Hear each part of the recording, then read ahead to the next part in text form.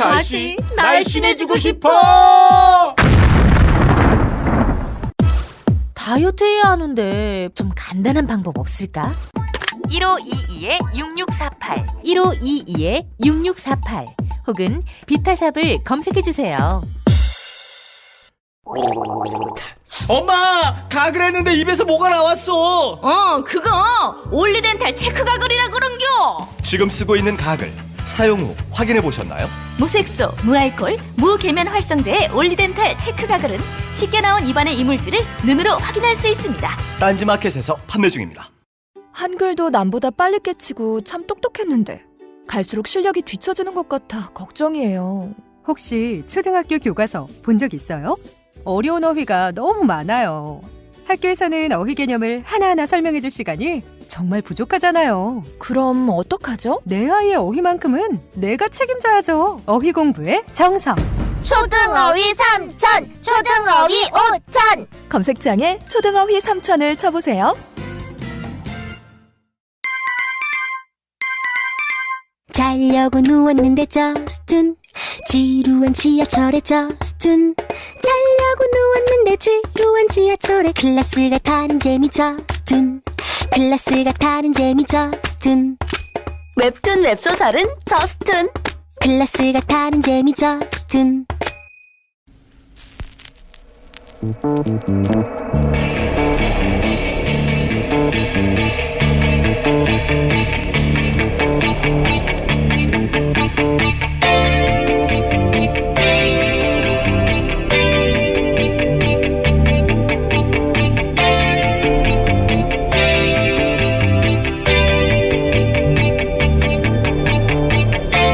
안녕하세요, 김호준입니다. 오늘 있을 예정인 문재인 대통령과 시진핑 주석과의 만남을 앞두고 북한이 ICBM까지 쏜 마당에 사드 배치가 더욱 필요해졌다는 논리로 중국을 설득할 수 있지 않느냐 하는 말들이 나옵니다. 양국 이해가 첨예하게 엇갈리는 외교 안보가 그렇게 간단하지가 않죠. 정반대 논리도 얼마든 가능합니다. 미국의 한반도 사드 배치 명분은 간단하죠. 주한미군과 한국을 보호하기 위해. 그런데 이런 논리는 아주 손쉽게 무너집니다. 북한 ICBM은 미국 본토에 떨어지는데 한국에 왜 포대가 필요하냐? 할 말이 없죠. 사드는 포대뿐 아니라 레이더가 중요한 거다. 이렇게 주장한다면 레이더 탐색 범위에 중국도 들어가지 않냐? 결국 중국 ICBM 탐지용 아니냐. 그렇게 영내의 전략적 균형을 무너뜨리는 장면 아니냐. 미국의 대중국 견제 전략의 일환 아니냐. 역시 맞는 말입니다.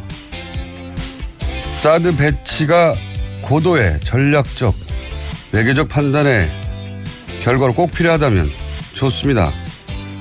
하지만 사드 배치 필요성을 북핵으로부터 한국을 보호하니까 이런 미국의 허술한 논리를 그대로 다시 한번 읊어주는 건 적어도 우리 언론은 더 이상 하지 말았으면 합니다.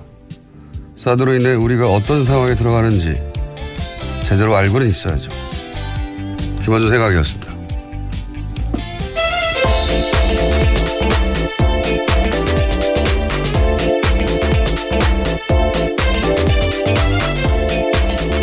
시사인의 김은지입니다. 네. 자, 오늘 여러 정상과 만남을 가지죠. 네. 네, 문재인 대통령 4박 6일 독일 순방 일정 시작됐습니다. 오늘 시진핑 중국 국가주석과 첫 정상회담 과지고요. 또 퀘르보 재단 초청으로 한반도 평화 구축과 남북관계 통일 등 주제로 연설합니다. 또 이어서 도널드 트럼프 미국 대통령 초청으로 한미일 정상 만찬회동에 참석할 예정입니다.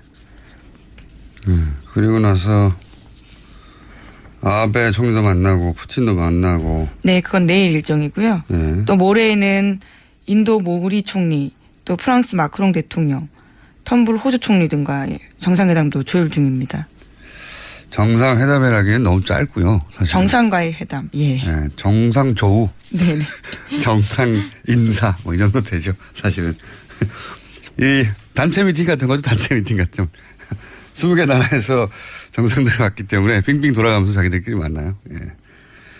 안녕하냐고 여기서 뭔가 중대한 결정은 내리지 않고, 예. 관련해서 독일, 저는 이제 이런 일이 있으면 꼭 현지 반응 같은 거 뒤져보는데, 요즘 뭐 인터넷이 워낙 발달해 있으니까 그 소식을 금방금방 얻을 수 있죠. 독일도 뭐 미국처럼 교민들 반응이 굉장히 많습니다. 네. 그런 보도도 꽤 있었는데 굉장히 극적인 반응을 하거든요. 근데 이게,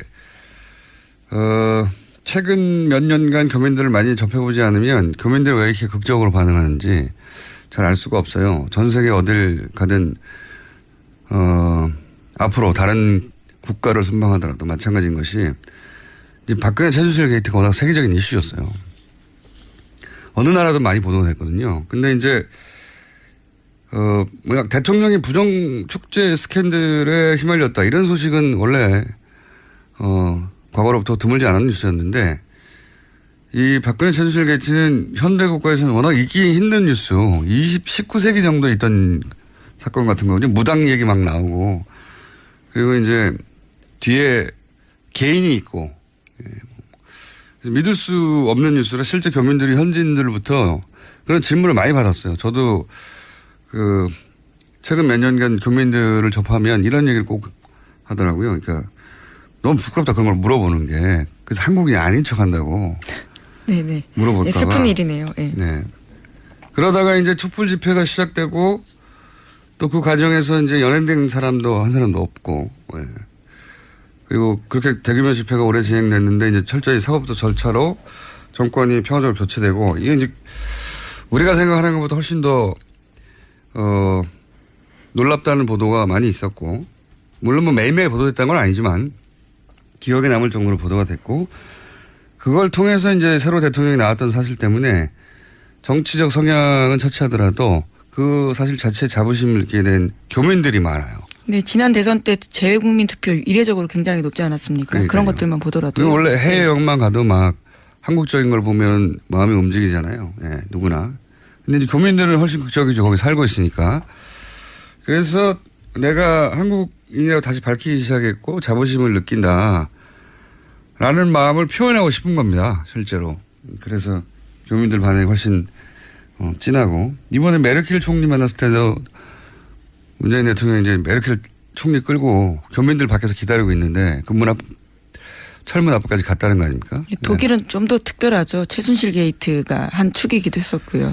그렇죠. 예. 네. 그래서 사실은 안민석 의원이 독일 교민으로부터 도움을 많이 받았다고도 하고. 그래서 메르켈 총리하고 우리 언론에 보도된지 모르겠네요. 메르켈 총리하고 그 교민들 앞에서 기다리는 데 가가지고 막 같이 악수하고 자랑하고 싶었던 거죠. 네. 앞으로 정상회담 내용도 내용이지만 실제 현지에서 어떤 반응이 있느냐 하는 관점에서 보자면 교민들과의 교민들의 반응 굉장히 재밌습니다. 찾아보시면 극적이고. 자, 하여튼 정상회담까지 붙이면 거하고 정상조우들이 연달아 와 있겠네요. 다음 뉴스는요? 네, 어제 북한 언론 매체들이 김정은의 반응을 보도했습니다. 자신들의 전략적 선택을 미국이 매우 불쾌했을 거다라는 식의 이야기인데요. 조선중앙TV에서는 이런 보도가 나왔습니다. 독립절에 우리에게서 받은 선물 보따리가 썩 마음에 들지 않아 할 것 같은데 앞으로 심심치 않게 크고 작은 선물 보따리들을 자주 보내주자고 호탕하게 웃었다라는 겁니다. 네. 조선중앙TV에서 이 정도 개그 코드가 들어간 건 처음 보네요. 네. 자, 북한 입장에서는 우리도 이제 미국 니네를 타격할 수 있게 됐다.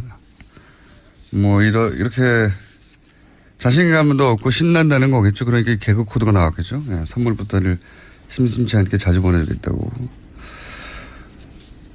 북한 입장에서는 지금 우리도 대등한 눈높이에서 니네와 협상할 수 있는 군사적 지위에 올랐다. 뭐 이런 선언인 셈인 거죠.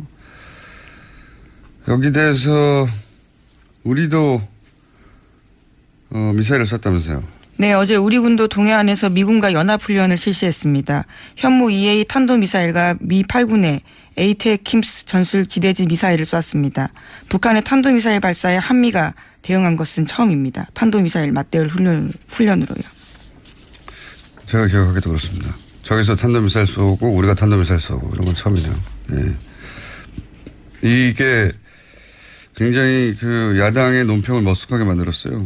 자유한국당에서는 NSC만 소집하고 있냐라고 했는데 이런 게 나왔고. 네, 문재인 대통령이 직접 지시했습니다. 그랬겠죠. 누가 지시했겠습니까? 네. 바른당에서도 이제 사드 배치가 지연돼서 북한이 ICBM을 쐈다는 식의 논평도 냈는데 좀 머쓱하게 됐고, 예. 사실 ICBM, 이게 좀 아이러니예요. ICBM을 쏘면서 북한이 사드를 배치해야 된다고 하는 논리가 굉장히 약해져 버렸어요. ICBM은 사드로 막을 수 있는 게 아니거든요. 지금까지 ICBM을 그러니까 북핵 때문에 사드 배치가 꼭 필요하고 그리고 한국을 보호하기 위해서 사드가 배치가 필요하다. 주한미군과 미사일은 미국으로 날아가는데 한국의 포대가 여기 있으면 뭐합니까? 네. 아이러니가 북한이 ICBM을 쏴버려서 사드 배치의 명분을 내세우기가 더 약해져 버린 그런 아이러니가 있습니다. 사드 배치하고 ICBM은 상관이 없어요. 예. 미국의 본토에서도 ICBM을 막는 건 사드가 아니에요. 다른 무기 체계죠. 이건 이제 뭐라고 말할까요? 사드가 왜 필요한지에 대한 설득 논리로. 오히려 이 사드의 레이더의 탐지 범위에 중국의 ICBM은 걸려요. 그게 중국의 주장이기도 하고. 예. 그래서 뭐 중국이 지금 미국이 중국 ICBM 발사를 조기 탐지하기 위해서 이러는 거 아니냐 뭐 이런 주장을 하고 있죠. 예. 그래서 중국 ICBM의 격추 확률을 높이기 위한 장비이고 그렇게 되면은 이 영내에서 전략적 균형을 맞추고 있다가 중국 쪽이 굉장히 불리해지는 거 아니냐 뭐 이런 반발입니다. 중국 쪽에서는. 자, 그건 다음 기회에 다루기로 하고요. 다음 순요. 네, 국민의당 제보 조작 사건 소식 계속 전해드리고 있습니다. 이유미 씨가 19대 대선을 하루 앞두고 이준서 전 최고위원에게 전화를 걸어서 무서우니 그만하고 싶다라고 호소했던 사실이 검찰 조사 결과 드러났습니다. 또한 이 씨는 그날 외에도 이 전 최고위원에게 수차례 전화를 걸어서 심경을 호소했다라고 합니다.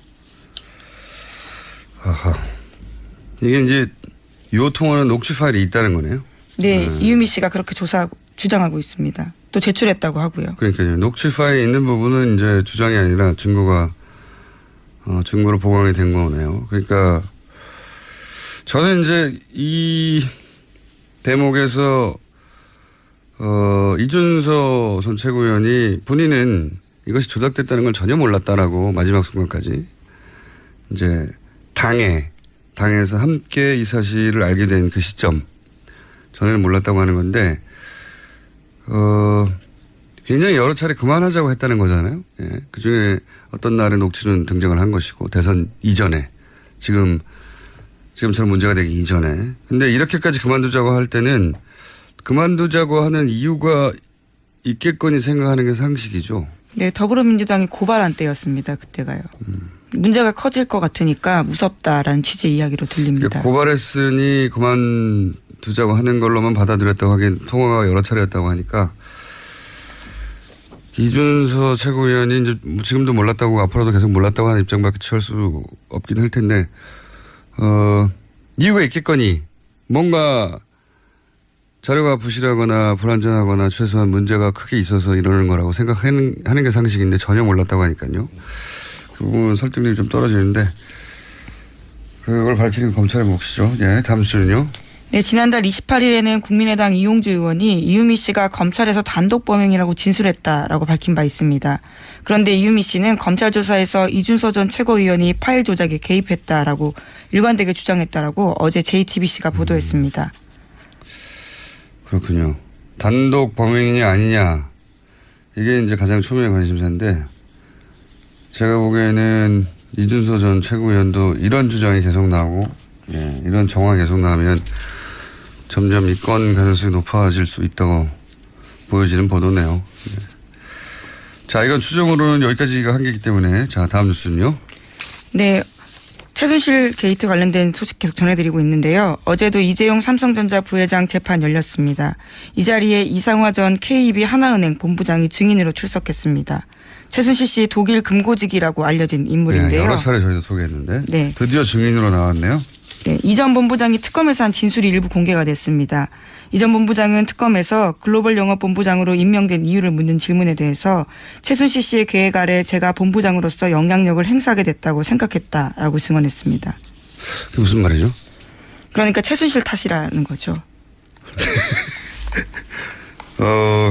그러니까 본인이 본부장으로 간 것은 최순실이 원했기 때문이다. 그리고 그 네. 자리에 가게 해줬기 때문이다. 그렇죠. 네. 그러면 왜 최순실 씨가 이상화 전 본부장을 그 자리에 가도록 만들었느냐 이게 중요하잖아요. 그게 네. 핵심인 것 같은데. 거기에 대한 자기의 추정도 나와 있습니다. 네. 해외 지사의 선정이나 외환관리 규정, 프로젝트 참여 등 본인의 계산 아래 짠 계획을 자신을 이용하려고 했다라고 보고 그건 있고요. 뭐 저희가 계속 추정해왔던 바죠. 네. 해외 인맥도 최순실 씨가 있기 때문에 그런 차원에서 자신을 이용하려 한 것 같다라는 식의 이야기를 했다고 합니다. 그러니까 어쨌든 자기가 그 자리에 갔던 것은 최순실 씨가 원했기 때문이고, 예, 그건 뭐 계속 추정해 왔던 바고, 실제 여러 가지 정황으로 이렇게 드러났고, 그리고 그렇게 대통령 혹은 안종범을 통해서 그런 일을 했다는 건 뭐 보도가 여러 차례 됐죠. 근데 이제 그 이유가 본인 생각하기에도 여러 가지 해외 사업을 할 때 자기를 필요로 했기 때문이다. 예. 그게 본인 힘으로 처음으로 이제 나왔다는 게 의미가 있네요. 예, 특검 진술이 공개가 되어서요. 어제 눈길을 좀 끌었습니다. 알겠습니다. 다음 뉴스는요? 네, 추경과 관련된 소식도 있습니다. 자유한국당과 바른정당이 불참한 가운데 국회 환경노동위원회가 어제 상임위 중에 처음으로 추경을 의결했습니다. 국방위원회와 여성가족위원회, 국토교통위는 어제 전체회의를 열었지만 소위를 열지는 못했는데요. 더불어민주당은 상임위별 심사가 끝나지 않더라도 오늘 예산결산특별위원회를 열어서 추경 본심사를 착수할 계획입니다. 이 추경 사안은 이렇게 가다가는 어느 시점에 추경 때문에 헌정사상 최초로 직권상정을 하는 모습을 볼 수도 있을지도 모르겠습니다. 추경은 사실 한 번도 통과되지 않은 적이 없거든요. 예. 정권 출범 이후에 2달까지 정부 구성이 안 된 것도 처음이고요. 예. 추경이 통과되지 않고 있는 것도 처음입니다. 그러니까 정부가 출범을 못하고 있는 거죠, 제대로 사실은. 네, 국회법 따르면 상임위별 예비 심사 끝나지 않더라도요. 정세균 국회의장 판단하에서 회부할 수 있습니다. 그러니까요. 그러니까 추경은 통과되지 않은 적이 없어요. 한 번도 없는데 추경 때문에 직권상정을 하는 모습을 볼 수도 있을지도 모른다는 거죠. 이 상태로 가면. 네. 정부 구성이 2달까지 안 된 경우도 없어요. 예. 장관 임명이나 이런 게.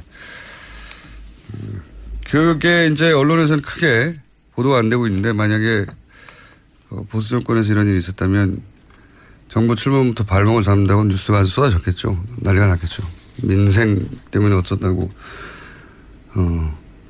추경을 막는 게 아니라 민생을 지금 도탈에 빠뜨리다고도 난리가 났겠고 그런 뉴스가 워낙 없다 보니까 이렇게 오랫동안 이런 일이 벌어지고 있다는 게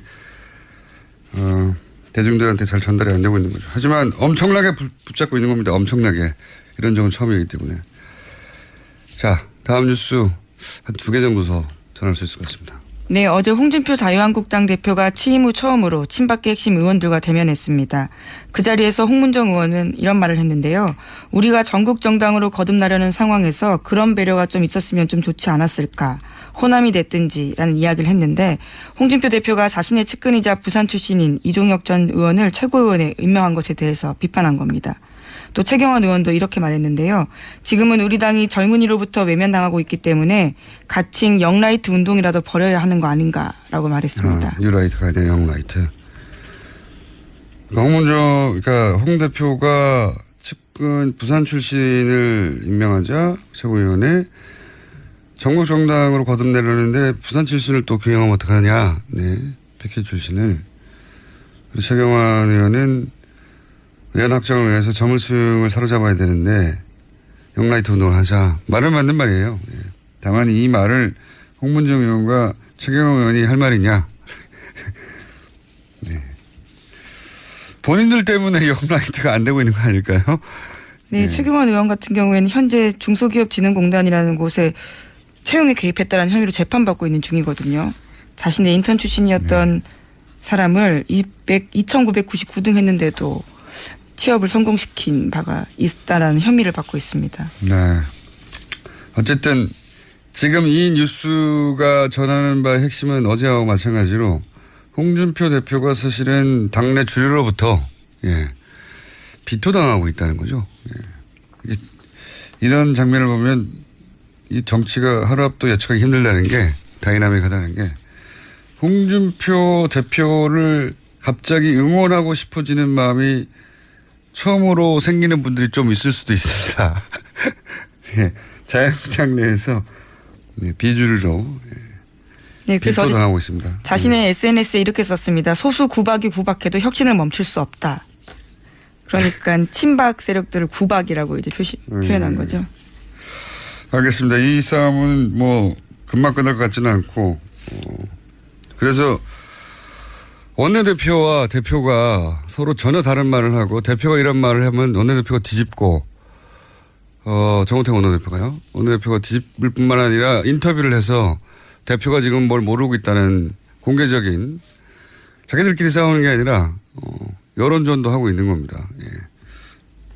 예측치 못한 상황이에요.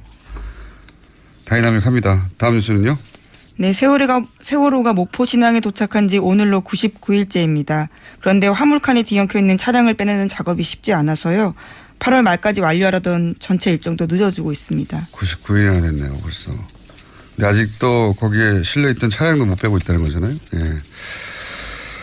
자, 이 세월호 관련 뉴스는 저희가 모아서 한번 따로 특집을 마련해야 될 것 같습니다. 워낙 단발적으로 나오고 그리고 예상보다 오래 길어지고 있기 때문에. 자, 어제 그리고 최동욱 총장 인터뷰가 잠깐 화제가 되기도 했었죠. 네, 어제 JTBC 나왔습니다. 그러니까요. 국정원 수사하려고 하다가 날아간 분이죠. 재밌는 뒷이야기인데 여기까지만 하죠. 최정욱 전 총장이 직접 듣기로는 사실 이 국정원 수사가 시작될 때 초기에 청와대에 문의를 했다고 해요. 정권 초기였죠. 청와대는 이 사안에 대해서 어떻게 생각하고 있냐. 문의를 했다고 해요. 근데 청와대에서 그랬다는 겁니다. 원칙대로 법대로 해라. 그래서 본인은 잘 됐다.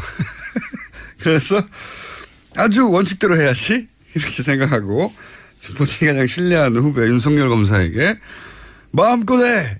라고 그렇게 마음껏 수사를 해버렸더니 어느 순간 자기하고 다 날아가 있더라고. 네. 그래서 처음에는 이해를 못했더니 아니 법대로 하라고 해놓고 왜 그러냐고. 네. 알고 봤더니 나중에 곰곰이 생각했더니 법대로 해라. 단 자기만 빼고. 예, 그걸 못 알아들었다는 거죠 자기가. 그걸 깨닫는데 오랜 시간이 걸렸다. 예. 법대로 했더니 어느 날 모두가 다 너덜너덜해서 자기 주변이 다 폭삭 망해 있더라. 짧게 일하고 퇴출되기에는 아까운 검찰총장이었다고 봅니다. 뭐 명예회복의 기회가 있겠죠. 여기까지 하겠습니다. 네, 시사인 김은지였습니다. 감사합니다. 네. 모닝똥? 제겐 사치였죠.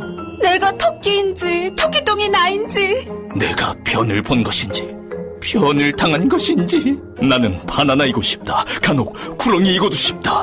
미궁 대장사랑 빅똥의 추억 미궁 대장사랑이 찾아드립니다. 혈중 콜레스테롤 개선과 배변 활동에 도움을 주는 건강기능식품입니다. 검색창에 미궁 대장사랑. 미궁 장사랑 이름 바꿨어요. 프로바이오틱스 12종 추가. 미궁 대장사랑.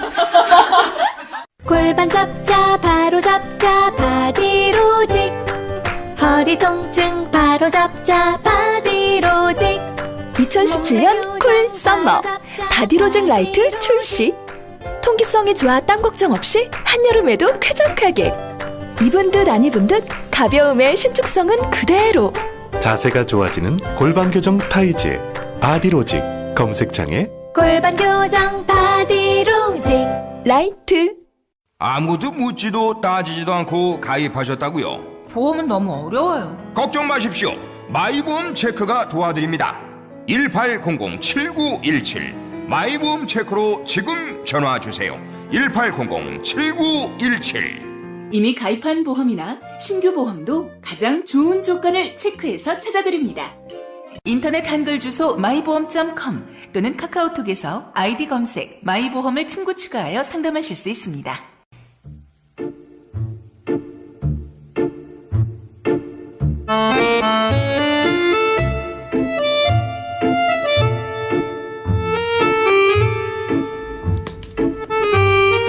한때 폐지될 뻔했던 그러나 지난주부터 다시 분위기가 올라오고 있는 내부자들 더불어민주당 안민석 의원과 자유한국당 김성태 의원님 나오셨습니다. 안녕하십니까? 네, 대통령 전용기를 타고 온 안민석 의원입니다. 평생 텀 타오셨죠? 네, 김성태 의원입니다. 반갑습니다. 김성태 의원님, 예. 전용기 타보셨어요? 못 탔습니다. 여당 10년 동안에 한 번도 못 타셨어요? 그렇습니다. 이게 아무 의원이나 태워주는 게 아니에요. 그래서 참 저도 MB 정권, 박근혜 정권 이 주류 생활을 못하고 계속 비주류였는데 제가 아는 우리 안민석 의원도 수도권 내리 사슬을 하면서 한 번도 주류의 길을 걷지 못했기 때문에 대통령 수행단에 끼지 못했는데 이번에 방미 수행단 대통령 첫 이렇게 애교 순방에 같이 동행했다는 것은 대단한 일이고 거기에 또 같이 타고 갔다는 것도 대단한 거죠. 제가 제 입으로는 비주류라고 이야기하지만은 제 몸은 이미 주류 깊숙이 박혀 있습니다. 근데 그렇지 않아도 요즘 안민석 의원 어깨에 힘이 많이 들어가 있는데 이번 성과로 얼마나 힘을 더 주고 다닐지 참 사실상 안민석 의원이 귀국한 다음 날 같이 이제 저기 소주를 한잔 했어요. 한잔 했는데 이렇게 무용담처럼 널어놓는 이 자랑을 들어주느라고 내가 참 힘들었습니다. 마치 안민석 의원이 거의 대통령 같은 착각이 들 정도로 대단했어요. 우리 공장장도 잘 아시지만은 저분은 자랑할 거리가 생기면 기본 3년은 우려먹는 사람인데 아니 한 5년 정도 우려. 이번에 특히 문정왕후 어보 반환건은 그건 제가 본 20년 정도. 사실 정치인의 한 사람으로서는 대단한 일을 했기 때문에 저 생색은 제가 볼 때는 5년은 우려먹을 거라고. 5년 20년 정도. 김성태 의원님 이제 살아나신 것 같아요. 네. 그런 이야기를 하지 말라고 그러니까. 아닙니다. 저희가 오늘 하시는 거 보고 또 음악도 준비돼서 나갈 수도 있고요. 아니 그래도 제가 미국 잘 다녀오라고 여비를 주신 여야 의원들 중에서 유일한 분이에요. 그래도 참 미국 잘 다녀오라고. 당은 틀리지만은 항상 형님 같은 딸로 남은 게 푸근한 있잖아요. 든든함이 계셔서 참 제가 좋아하고. 얼마나 받으셨습니까? 용돈을 하라면서. 밝혀도 됩니까 이 자리에서요? 150불 정도요? 딱 봉투를 만져보니까 참 창피한 얘기하지 100불짜리 한 몇 장 정도일 거라고 딱 생각했거든요. 그래서 여기 한 500불 정도. 500불 정도. 딱 까보니까는요. 10불짜리 5장. 5만 원.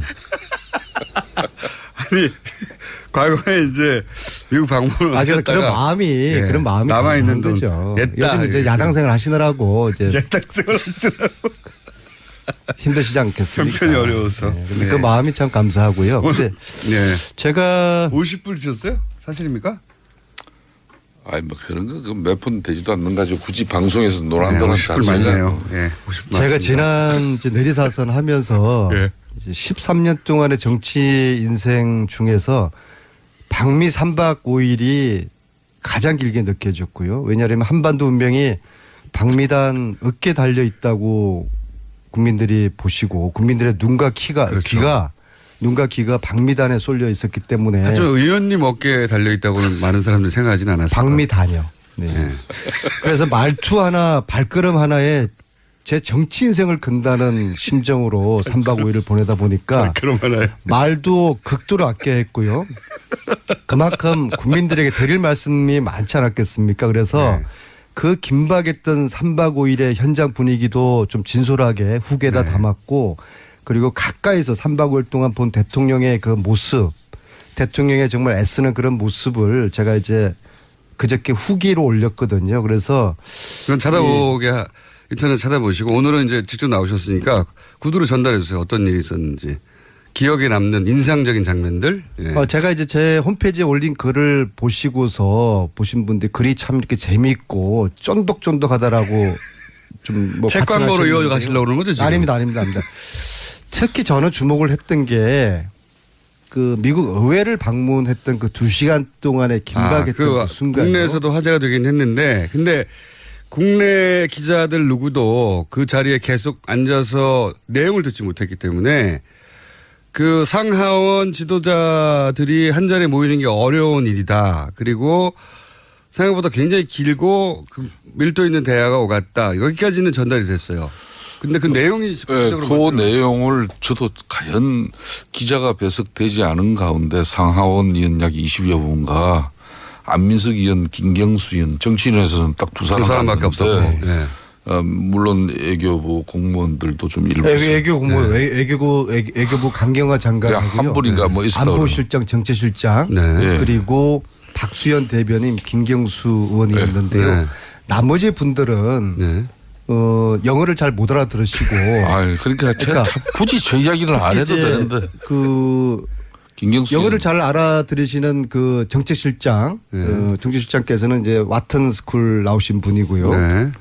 그다음에 안보실장 외교관 출신에게 영어 잘하시고 강경화 장관님 뭐 영어 완벽하시고요. 근데 이분들은 이런 좀 내부의 그 뜨끈한 그런 핫한 이야기들을 전달을 못 하시잖아요.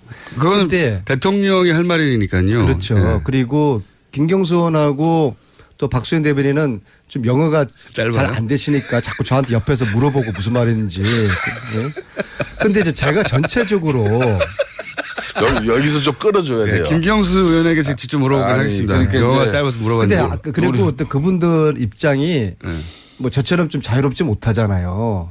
그래서 제가 좀 후기를 통해서. 근데 의원님이 그 자리에서 발언한 건 한마디도 없죠? 아니 이렇게 됐죠. 아니 그런 이야기들을 제가 이 자리에서 이야기를 세세하게는 못해요. 전반적인 분위기만 저는 전달을. 제가 궁금한 건 의원님이 한마디라도 하셨냐 이거죠. 그러니까 그런 이야기를 한마디도 안 할 하신 수가 걸로. 없죠. 제가 이 자리에서. 제가 어떤. 당연히 대통령한테 물어봤으니까. 그 자리에서 저희 역할이 뭐였고. 근데 저기서 이제 언내교란 게 발휘된 거예요. 언내교인데 미국의 상원 하원 의원들도 한국 대통령이나 한국 외교부 장관이나 청와대 안보정책실장하고는 이야기가 흉금없이 안 돼요. 그런데 참 이게 가부 마음은 호라비가 알고 호라비 마음은 가부한다고 같은 의원들끼리는 좀 쉽게 소통이 될 수 있는. 그렇게 상상을 할 수 있는. 아닙니다. 상상이 아니고 그게 안민석 의원한테 실제적으로 물어봤다. 그게 이제 의원님. 이제 아까 이 김경수 의원은 초선이고 쉽게 말하면 영어 잘하면서 이기는 역량도 있어야 되고 상당한 무게도 있어야 되고 그런 걸 자기가 다 했다는 거예요. 결론은. 본인이 다 했네. 특별 수행은 해보셨어요? 제가 전용기 타보셨어요? 전용기는 안 타치도만 나도 대통령 특보로 저도 이스라엘도 갔다 오고 콜롬비아도 저도 갔다 오고. 이스라엘, 콜롬비아하고 미국하고 이게 질적으로 수준이 틀린데 그렇게. 글쎄요, 질적으로 수준이 틀린지 모르겠고요. 뭐 늘 미국 패권주의에 대해서 이렇게 비판하시더니 언제부터 그렇게 또 친미주의자가 됐어요. 특히 이번에. 잘 된 거예요. 아주 잘 된 겁니다. 그렇게 하세요. 아니 근데 실제로 의원님한테 물어봤어요? 아니 그런 이야기는 저한테 묻는 상하원 의원들이 문재인 대통령에게 질문하기도 바빴을 것 같아요. 대단히 저의 역할에 대해서 아직 공장장이 이해를 잘 못하고 있는 거고요. 그 자리에 왜 들어가신 제가 거기 역할이 의원님 어버 때문에 가시는 거니까 어버? 거기서 뭐 미국 의원들하고 무슨 어버 이야기를 했겠어요. 그러니까요. 그러니까 역할이 제 없으니까. 역할이 무엇이었는지 대해서는 묻지 마세요. 그것도 국가 안보입니까? 저 특별 수행으로서 특별한 역할이 있었는데. 무슨 얘기가 오갔습니까? 보도되지 않은 내용 중에. 이게요. 우리는 하원 1시간 방문하고 상원 1시간 방문한 게 그분들하고 차 한잔 하면서 그러니까 티타임 그런 정도 아니에요. 땀이나 나누는 걸로 처음에는 가볍게 뭐 칭찬해주고 환영해주고 그런 줄 알았는데 이게 완전히 송곳 같은 질문을 하는 이게 청문회 같은 그런 분위기였어요. 비공개였거든요. 그러니까 기자분들은 아무도 없었어요. 그러니까 이야기를 훨씬 더 자유롭겠죠. 당연히. 자유로운 정도가 아니라 아주 민감한 문제 있잖아요. 우리 대통령에게 그런 식이에요. 도대체 당신 북핵 문제 어떻게 할 거냐. 계속 당신이 이야기하는 것처럼 대화 타협. 이게 되겠느냐. 저 얘기는 들었습니다. 상원 의원 하나가 누군지도 들었습니다만 상원 의원 하나가 북한과 대화한다고 하는데 당신이 틀렸다 이렇게 지적했다고 대놓고. 그런 얘기는 누구한테 들었어요? 네. 그래서 네. 그 2시간 동안의 청문회 아닌 청문회를 우리 대통령이 소화를 잘 하셨어요. 이 한미 동맹의 중요성을 강조를 하시면서도 우리의 입장을 아주 그냥 조곤조곤 왜 북핵 문제를 해결하는 데 있어 가지고 제재가 능사가 아니라 대화와 타협 투태력으로 가야 되는 이유를 설명을 하셨고 그리고 사드 문제도 우리 국민들이 촛불혁명으로 나를 대통령 만들었기 때문에 민주주의에 대한 요구가 더 어느 때보다 강하다. 따라서 사드에 대한 절차적 민주주의, 절차적 정당성에 대한 국민들에게 이 한치의 투명함이 없어야 된다. 한치의 투명함, 네. 한치의 불투명함이 없어야 되겠죠. 예. 제가 아직도 긴장감이 세게 들었습니다. 예. 풀리지 않은 것 같아요. 이것이 미국 민주주의, 당신들이 이 시간 미국의 민주주의, 당신들도 이것을 오히려 민주주의 요체가 그거 아니냐? 원하고 격려해 줘야 되는 거 아니냐? 오히려 기다려달라. 단 내가 이렇게 절차적 정당성을 이야기하면서 환경평가를 하고 있는 것이 사드를 취소하겠다는 그런 꼼수 부리는 거 아니다. 그런 정말 자신의 이야기를 또 당당하게 하시면서 그래서 그 2시간 동안에 마치 그분들 입장에서 미국 상원 의원들 입장에서는 새로 당선된 문재인이라는 사람이 어떤 사람이 이렇게 또 호기심도 있고 궁금하고 소위 말해서 간도 보고 싶어 하지 않았습니까? 그렇겠죠. 그래서 그러한 2시간 동안에 청문회는 청문회를 대통령께서 당당하게 정말 흔들림 없이 한치 실수 없이 그거를 이제 잘 소화를 해내신 청문회를 잘 통과한 저는 그런 느낌이었다고 봅니다. 자랑스러운 대한민국의 대통령. 그리고 한편으로 이 자리에 이명박 대통령이 이런 청문회를 당했으면 또 박근혜 자체는 하지도 않았겠지만요. 지난 9년 동안에 미 의회를 방문한 대통령이 우리나라 박근혜, 이명박 아무도 방문을 하지 않았어요. 그래서 그렇게 또 연상도 되면서 상하원 연설을 한 적은 있는데요. 이런 소위 면접을 한 적은 없어요. 그걸 정확하게 전달해 줘야죠. 네. 대통령이 미국에 방문할 때 국빈 방문이 되면은 상하원에서 연설을 합니다. 됩니다. 이번에는 아시다시피 국빈 방문은 안 되었죠. 연설이라는 거야. 뭐 주어진 원고 가지고. 그렇지만은 상하원 의원들 약 20여 분을 이렇게 모시고 그들이 궁금해하고 그런 건 처음이에요. 의혹을 가진 이런 부분은 이번에 처음이죠. 미 의회에서 일문일답을 2시간 동안 즉흥적으로 질문을 받아서 대답을 하고 또 이것을 무난하게 소화를 해낸 대한민국 대통령이 저는 참으로 자랑스럽고요. 그다음에 그 옆에서 보시니까 내가 저 자리에 있었으면 내가 저런 대답을 할 수 없었을 텐데 이런 생각을 하셨습니까? 저는 뭐 발끝에도 못 돌아가고요. 트럼프 입장에서는 저는 우리 대통령에 대한 예우를 잘 해줬다고 봐요. 왜냐하면은 영빈관에서 3박을 하셨거든요. 이례적인 일이에요. 영빈관은 이틀밖에 의례적으로 내주지를 않아요. 그 다음 날에 비었나 보죠 뭐. 근데 참 청와대 지금 홍보실 청와대 대변인이 청와대 국민소통 수석이 지금 대통령의 그런 방미 행적이나 또 활동상에 대해서 온 국민들에게 너무나 잘 이렇게 언론 지상 매스컴을 통해서 알리고 있는데 굳이 안민석 의원까지 사선위원회 되고 지금까지 무줄도사로 유명하신 분이 그렇게 너무 좀 심하게 말은 비주류, 몸은 주류 핵심. 그렇지만은 이제 사실상 근데 그 자리에 있었던 사람은 없었기 때문에 이번에 대통령 여야 그 상하원 미팅은 처음 유일하게 의원 중에는 그래서 지금 뭐 흑이지만은 그 분위기를 안민석 의원이 다 파악을 했다는 거예요. 그래서 그 상당히 그래도 제 입이 근질근질해요. 더 드리고 싶은 말씀이 다 지나갔는데요. 핫한 뭐. 이야기들 참 많은데. 핫한 이야기.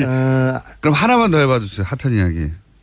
뭔가 이제 보도가 되지는 않았는데 그때 당시 이런 일이 있었고 그거 굉장히 인상적이었고 재밌었다 혹은 뭐 감동적이었다 혹은 뭐 당황했다 뭐 이런 거 있지 않습니까? 제가 김어준 공장장을 알고 연구한 지가 10년이 됐는데 이런 그 미끼에 제가 넘어가지를 않고요. 잘 넘어가시죠. 단 한 가지만 제가 말씀드릴게요. 하원은 9명 1대 9의 그런 청문회가 있었고요. 예.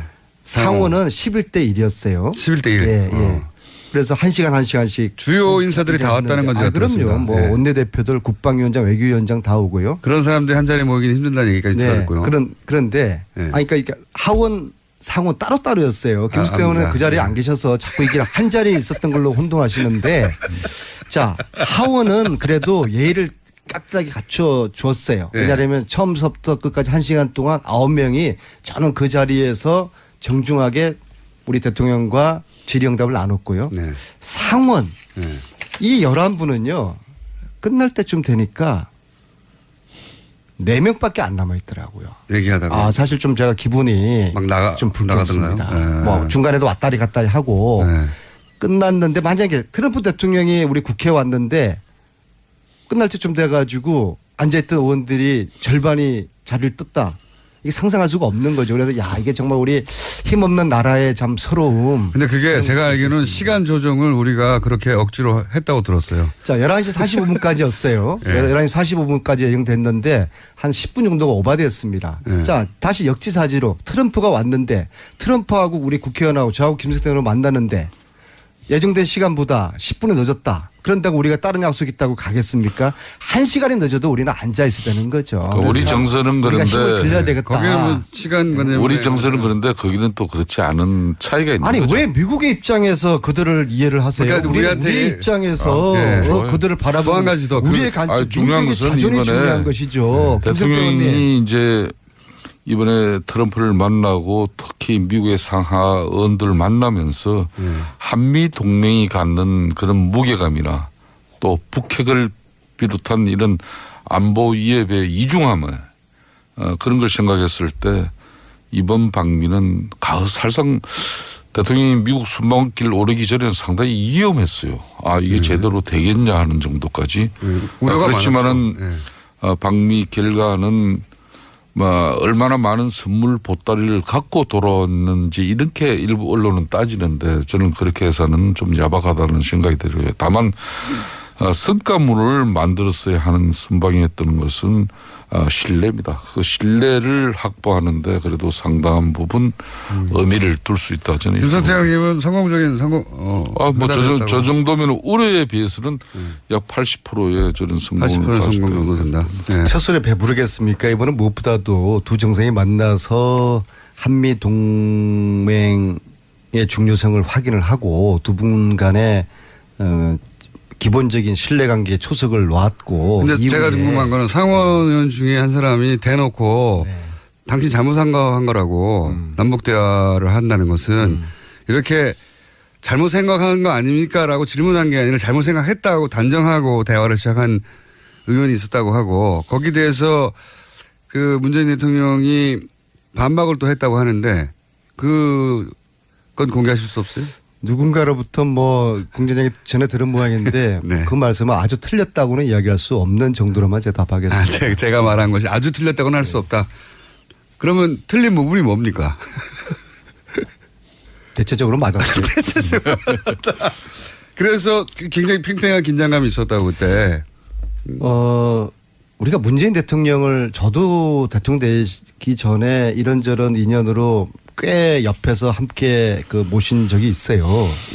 제가 교육원수원장도 했고 얘기를 간사하면서 전국적으로 투어도 같이 당대표실을 했고. 근데 대체적으로 우리 국민들이나 우리 당내 특히 의원들이 문재인 대통령께서는 사람은 참 좋고 인기가 훌륭한 분인데 좀 굉장히 너무 진중한 나머지 좀 답답한 면이 있다. 혹은 좀 물렁물렁하다. 저는 이번에 3박 5일 동안에 제가 본 문재인 대통령께서는 정말 이건 외유내강이다. 정말 내공의 깊이가 저렇게 깊을 수가 있냐. 비행기 또 타시려고 자꾸 그런 거 아니에요 지금? 하원 의원들 20명 앞에서 그 청문을 하시면서 그 2시간 동안에 한층 흐트러짐 없이 자신의 이야기를 조곤조곤 하면서 정말 저는 막판에 제 가슴이 울컥했어요. 미국 국회의원들이 고개를 끄덕끄덕 하면서 속으로 그런 표정이었어요. 저 정도면은 대한민국 새로운 대통령이 우리와 대화의 파트너가 되겠구나. 신뢰할 만한 그런데 안민석 의원님 라는 그 표정이 제가 역력히 읽어지더라고요. 그래서 네. 대한민국의 현장에서 무슨 감동이 아직 가시지 않은 것 같아요. 그러니까 저런 감동을 저렇게 오래 가져가면 안 돼요. 제가 이런 사람이 아니지 않습니까? 제가 얼마나 깎아낸 박미성과를 사람인데. 이렇게 자아자찬하고 있을 때가 아니에요. 우리가 박미성과로 주도권을 찾았다고 그렇게 말씀을 했지 않습니까? 그런데 그렇게 우리가 주도권을 찾고 남북관계에서 특히 우리 정부가 주도권을 찾았는데 그런 축배를 들고 있는 사이에 당장 지금 북한은 ICBM 쏘아 올렸지 않습니까? 어제 문재인 대통령이 한미연합에 북한을 살상 공격을 저지할 수 있는 미사일 훈련 시킨 거 이거는 정말 잘한 거예요. 이렇게 계속 미국 갔다 와서 그 분위기에 지금 젖어 있을 때가 아니에요. 상황은 하루 1분 1초가 달라져 가고 있는데 거기에 맞는 이야기를 해야지. 왜 안민석 의원님은 말이에요. 오늘 그냥 미국의 대통령 순방길에 이미 그거는 일주일 전에 상황이 돼버린 걸 워낙 가지고. 처음 갔다 온 거고요. 참 옛날에는 안 저랬었는데. 안 저랬었는데. 지금 거기 좋은 일만 있습니까? 한편으로는 FTA 재협상이나 또 방위비 분담 정대 압박이라든지 이런 부담을 크게 안고 온 것도 있잖아요. 이런 이야기도 또 솔직하게 이야기를 할 건 하면서 그래도 미국의 상하원 의원들 문재인 대통령에 대한 어떤 불신과 의혹을 해소하는 데는 상당히 이번에 큰 역할이 이루어졌다. 그게 안민석 의원의 뭐 역할의 상당한 부분이지 않습니까? 과유불급 명심하겠습니다. 그렇게 돼야죠. 저는 안철수 같은 분하고 틀려요. 제가 부족하거나 잘못한 거 있으면 과감히 인정하니까는요. 아니 안철수 그분은 항의 들어올 것 같기 때문에 골든 타임을 놓쳐버렸어요. 정치는 사과 타이밍이 정치는 타이밍의 예술이에요. 자, 그 부분을 거기까지만 하시고요. 왜냐하면 제가 오늘 김성태 의원님에게도 여쭤볼 게 있습니다. 홍준표 대표하고 정우택 원내대표가 왜 이렇게 싸웁니까? 누가 오른 거죠? 아직은 뭐 싸우는 단계라고 볼 수는 없는 거죠. 이미 싸우기 시작한 것 같아요. 이분들은 제대로 싸우면은 이런 거는 싸우는 거 아니죠. 제가 볼 때는 이제 누구 말이 옳습니까? 어쨌든 지금 막 붙었잖아요. 홍준표 대표가 이렇게 하자고 지금 여당 하는 거 좀 도와준 다음에 봐가면서 공격하자고 했는데 아니다. 정우택 대표는 지금 홍준표 대표가 당내 분위기를 잘 모른다.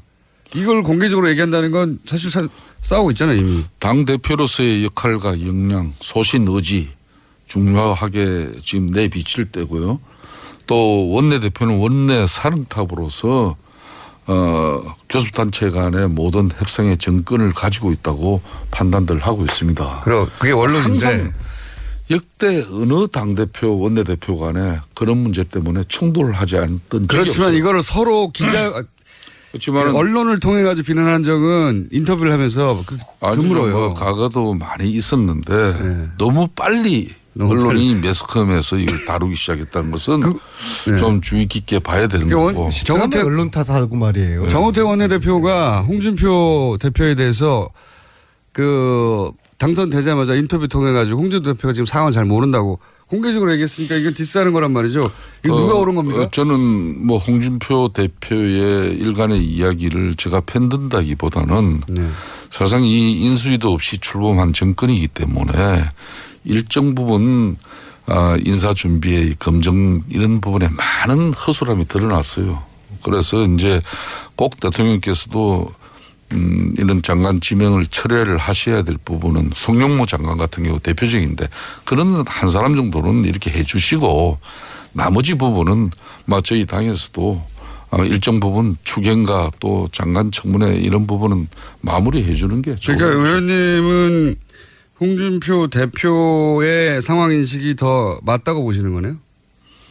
그 당대표로서 지금의 여야 관계에 이게 너무 지난하게 가니까 또 새로운 야당의 입장을 우리가 이제 견지해 볼 필요가 있다는 게 분명히 홍 대표의 생각이에요.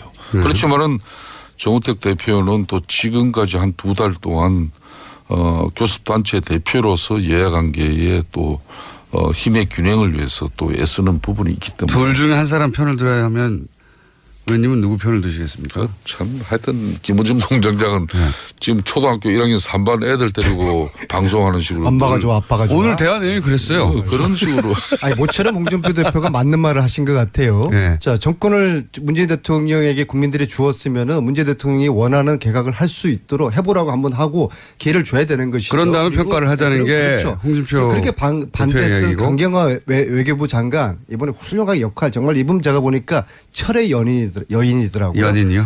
제 바로 앞자리 비행기 전용기 앞자리 아무래도 오늘은 타셨는데 3번 조금 더 해야 될 것 같은데요? 하셨는데 다 못 들어가지고 미국 가는 15 3번에서 다시 시간 동안 만나겠습니다. 잠 한숨 안 자시더라고. 철의